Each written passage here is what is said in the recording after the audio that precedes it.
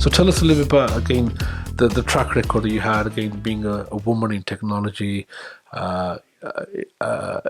dealing with these sort of global powerhouses, and the sort of the life that you were living, the experience that you had, and the transition that technology has had on the world of learning, the world of work, and so forth. So a little bit about your personal journey. I'm really, I think our listeners are really interested in.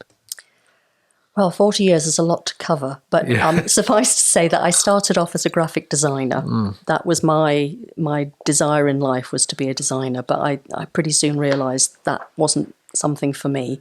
And I ended up with a company that was kind of very early on in the technology area, called Letraset, that were very, very successful in the 70s and 80s. In the graphic design arena, and they decided that they wanted to get into this new creative software business with some software that was called desktop publishing, which allowed companies to design brochures and posters and things like that using the Apple as a computer.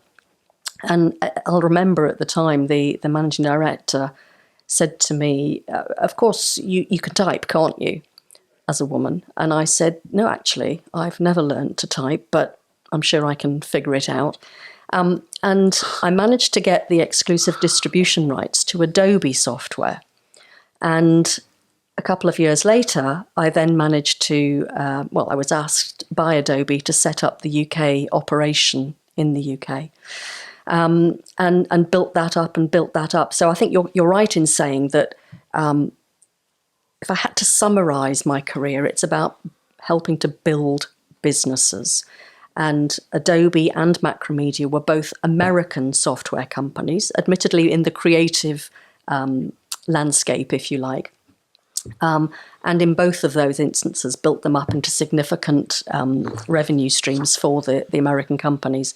And at Macromedia, I also had European responsibility and Africa, and managed to build that up from about 19 million up to, it was 120 million when I left.